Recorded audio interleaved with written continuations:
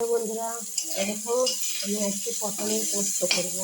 তাই পটলগুলিকে আমি লম্বা লম্বা করে সরু সরু করে কেটে নিয়েছি আর ওই তেলে ভাজতেও দিয়ে দিয়েছি। আর এই যে খোলাগুলি এগুলিও ফেলে দেবো না, পটলের যে খোলাগুলি সেইগুলিও দেখো, পটলের খোলাগুলি এগুলিও ফেলে দেবো না। এইগুলো আমি কি করি দেখো, এগুলো সরু সরু করে কেটে নিয়ে এই দেখো পটলগুলিকে আমার লাল লাল করে ভেজে নেওয়া হয়ে গেছে। এরপর এর সাথে আমি পোস্তটা দেবো। দেখো, একটু লাল লাল করে না ভাজলে এটা ভালো লাগবে না। এমন করে করেছি দেখো, আর সরু সরু করে কেটে নিয়েছি, যেমন কুঁদরি ভাজা কাটে সেইভাবে কেটে নিয়েছি। এরপর আমি পোস্তটা দিয়ে দেবো। আর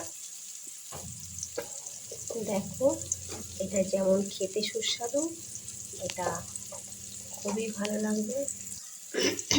এটা বাড়ির সবাই পছন্দ করে। এই দেখো, এটাকে এরপর পোস্তটা দিয়ে দিলাম, আর একটু নুন দিয়েছি সামান্য। আর দেখো কি সুন্দর হয়ে গেছে, কিছু লাগে না। এর সাথে সামান্য লঙ্কার গুঁড়ি মিশিয়ে দিলাম, আর কাঁচা লঙ্কা চিড়ে একটা দিয়ে দেবো। দারুণ টেস্টি খেতে হবে। আর পোস্ত তো সবাই ভালোবাসে, আর পটল পোস্ত এটাও খুব সুন্দর। বাড়িতে নিজেরা করবে, দেখবে দারুণ হবে, সবাই ভালো বলে। এই দেখো ফুটতে শুরু করে দিয়েছে। খানিকক্ষণ ফোটার পর এটাকে নামিয়ে নেব। তারপর আরেকটি জিনিস দেখাবো। এই দেখো বন্ধুরা, এই পটলের খোলাগুলি আমি ফেলে দিইনি। এই খোলাগুলোকে আমি কেটে নিয়েছি একটু ছোটো ছোটো করে। এই দেখো, কিন্তু একটু শ্বাস রাখতে হবে, এই যে শ্বাসটি আছে।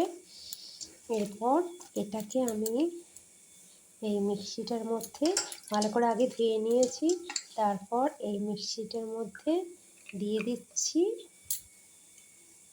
এই দেখো সবগুলি দিয়ে দিলাম। আর এর সাথে দেবো আমি একটুখানি আদা, আর দেবো একটি কাঁচা লঙ্কা। একটুখানি পেকে গেছে কাঁচা লঙ্কাটা অবশ্য, তাই এগুলো দিয়ে আমি বেটে নেব।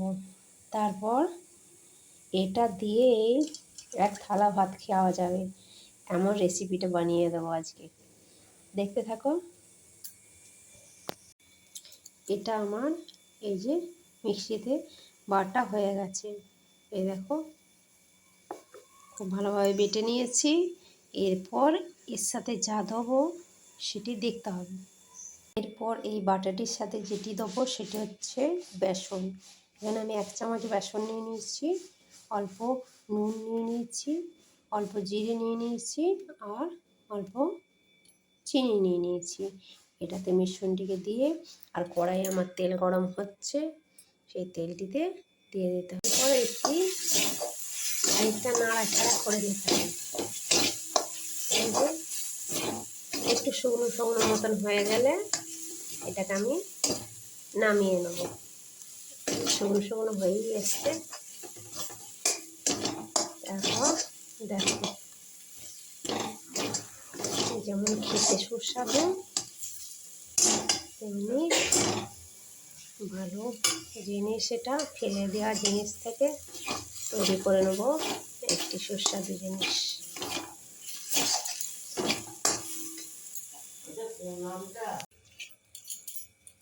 এটিকে একটু ভালোভাবে ভেজে নিতে হবে।